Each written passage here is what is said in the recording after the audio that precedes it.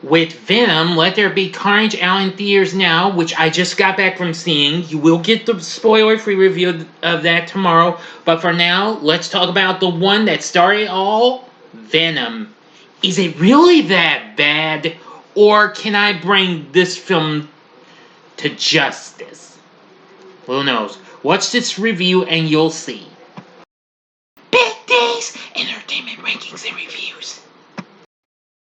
So greetings my fellow YouTubers and welcome to Big D's Entertainment Rankings and Reviews. My name's Doyle, better known to as the Big D, and this time around I bring to you a review of the 2018 superhero flick Venom, released by Columbia along with Marvel. Based on the Marvel Comics character of the same name, the film being directed by Ruben Fleischer, who recently directed Zombieland, and in the year after this, its sequel, Zombieland Double Tap, from a screenplay by Jeff Pinker, Scott Rosenberg, and Kelly Marcel, starring Tom Hardy in the title role and his human alter ego, A. Brock, alongside Michelle Williams, Riz Ahmed, Scott Hayes, and Reed Scott. We spotlight on A. Brock, a journalist who gains superpowers after becoming the host of an alien symbiote whose species plans to invade Earth. Now, after the character appeared in Spider-Man 3, Sony attempted to develop a spin-off film based on the character. Well, it took some time and what have you. Now, Sony, who owns Columbia, also intended the character to share the world of the MCU with Spider-Man Homecoming, which came out the previous year, but ultimately distanced the film from the character.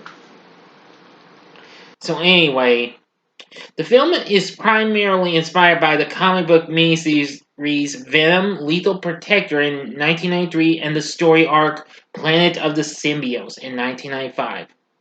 Now, it was heavily dissed, though, for its narrative inconsistent tone and a lack of stronger connection to Spider-Man, though Hardy's performance received some praise, however. But the film, however, went on to become a box office success, making a big one. It became the 7th highest grossing film of 2018, but I'll talk about that later. Let's get into the story. While exploring space for new habitable worlds, a probe belonging to the bioengineering corporation Life Foundation discovers a comet covered in symbiotic life forms. The probe returns to Earth with 4 samples, but one escapes and causes the ship to crash in Malaysia. The Life Foundation recovers the other 3 and transports them to their research facility in San Francisco, where they discover that the symbiotes cannot survive without oxygen-breathing hosts, which often fatally reject the symbiosis. Investigative journalist Eddie Brock reads about these human trials in a classified document in the possession of his fiancée Anne Weying, an attorney preparing a lawsuit defense for the Life Foundation. Brock confronts the CEO of the foundation, Carlton Drake, about the trials, leading to both Brock and Weying losing their jobs. Consequently, Weying ends their relationship. 6 months later, Drake's symbiosis trials are closer to success. Though one of his symbiotes dies due to carelessness, Brock is approached by Doris Skirth, one of Drake's scientists who disagrees with his methods and wants to expose him. She helps Brock break into the research facility to search for evidence, and he learns that an acquaintance of his, a homeless woman named Maria, is one of the test subjects. Brock attempts to rescue her, but the symbiote possessing her transfers to his body without him realizing, leaving her dead. Brock escapes and soon begins displaying strange symptoms. He reaches out to Anne for help, and her new boyfriend, Dr. Dan Lewis, discovers the symbiote on examining Brock. Drake exposes Skirth into the remaining captive symbiote, killing both. This leaves the symbiote inside Brock as the only known surviving specimen. Drake sends mercenaries to retrieve the symbiote from Brock, but it manifests around his body as a monstrous creature that fights off the attackers. It later introduces itself to Brock as Venom and explains that the comet is searching for planets where the symbiotes can possess and devour the inhabitants. Venom offers to spare Brock if he helps the symbiotes achieve their goal, and Brock comes to enjoy the superhuman attributes that the symbiote imbues him with. Brock breaks into his old workplace to turn in evidence of Drake's crimes, but is surrounded by SWAT officers and is forced to transform to escape. Anne witnesses this transformation and takes A back to Lewis's office, where they explain that the symbiote is slowly rotting Brock's internal organs. Brock notes that the symbiote has two weaknesses: high-pitched noises and fire, although Venom claims that the organ damage can be reversed. Anne uses an MRI machine to help A separate from the symbiote. Brock is then captured by Drake's men. Okay then, now for the final act and the ending. You know the procedure as always. You have 5 seconds to sub this video. Go to the description box below and fast forward to the time below to avoid the ending spoilers. If you've seen the movie already, continue on after the 5 seconds. Thank you, and here we go.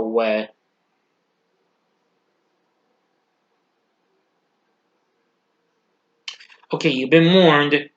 Meanwhile, the fourth symbiote, known as Riot, makes its way from Malaysia to San Francisco by hopping from body to body. It bonds with Drake, who agrees to take Riot in a Life Foundation space probe to collect the rest of the symbiotes and bring them to Earth.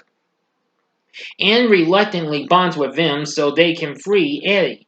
When Eddie and Venom are bonded again, the latter states that he has been convinced to help protect the Earth from his kind through his interactions with Eddie, and the pair attempt to stop Riot and Drake with Anne's help.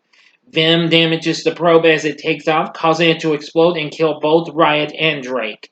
After the incident, Eddie returns to journalism, while Anne believes Eddie is no longer bonded to Venom after this, and that Venom also died in the explosion. However, the pair remain secretly bonded and set out to protect San Francisco by killing criminals. End of story. Or is it? There is a mid-credit scene where Eddie is invited to interview incarcerated serial killer Cleus Cassidy, who promises carnage when he escapes. Alright, so what did I think of Venom? Well, unfortunately, I failed to rewatch this when it was on TV not so long ago, since I've only seen it one time and I was in the theater. I still think this movie's pretty cool and all. It is a mixed bag, though. I know its narrative and its inconsistent tone was, well, yeah, a little off, and I can understand how a lack of stronger connection to old Webhead here. But overall, I did like it for most of it anyway. I mean, Ruben Fleischer did a pretty reasonably good job on this. I mean, not good like Zombieland though. Tom Hardy still, however, nailed it as a Brock and Venom. I mean, and Michelle Williams, good job as Anne. I mean, after seeing her in The Greatest Showman the previous year, she really got to do an even better job. Riz Ahmed playing Carlton Drake, aka Riot. Scott Hayes plays Drake's head of security, Roland Treese, and Reed Scott plays Dan Lewis. Yeah, and not too bad at all. We get to see several other characters, like Peggy Lou as Mrs. Chen, the owner of a convenience store, and several others.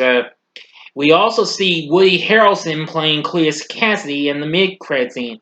And even before his passing, the late great Stan the Man Lee makes a cameo as a dog walker who talks to Eddie. Yeah. And a clip from Spider-Man Into the Spider-Verse, which came out a few months later after this, if I'm not which came out a couple months later, was included after the credits. So anyway, yeah, that was pretty cool. It really was surprising. Um, it did have a pretty good score by Ludwig Göransson, if that's how you pronounce it. But if I mispronounce it, I apologize. But even so, I think the music's pretty good. But overall, kind of a mixed bag of a story, but pretty good action. And while it may not be connected to Spider-Man ways, all that jazz, would I still recommend Venom? Well, I'd say give it a one-time watch, or if you're looking forward to Venom, Let There Be Carnage, I'd say give this a go for. Okay, that's all I can tell you. So, what are your thoughts on Venom? You can tell me in the comment section below. If you like this video, click the like button below, subscribe to my channel, and be a part of the Big D Nation. And stay tuned for my review of Venom Let There Be Carnage coming up tomorrow. Tomorrow night, that is. And also look for spoiler-free reviews coming up for The Many Saints of Newark and The Addams Family 2 as well. And of course, my next video will be the Saturday morning TV log of the Scooby-Doo show. Excuse me. Anyway, thank you very much for watching these, and if you like this, you may want to consider checking out some of these other movies. In the upper left-hand corner is my review of Venom's debut in Spider-Man 3 from 2007, which I'm planning to re-review the Sam Raimi Spider-Man trilogy next year, but I'm going to go ahead and keep my original reviews for those up, okay? Or, if you'd like, go to the upper right-hand corner and see my review for the previous Spider-Man film, which was Spider-Man Far From Home from 2019, or if you want something else from Marvel, go to the bottom left-hand corner and see my spoiler-free review of Marvel Studios' recent hit, Shang-Chi and the Legend of the Ten Rings. In the bottom right-hand corner is the button you can click to subscribe. If you like rankings and reviews on movies, TV, music, video games, etc., then I'm your guy. Thank you for watching. Until next time, I'm the Big D saying, see ya.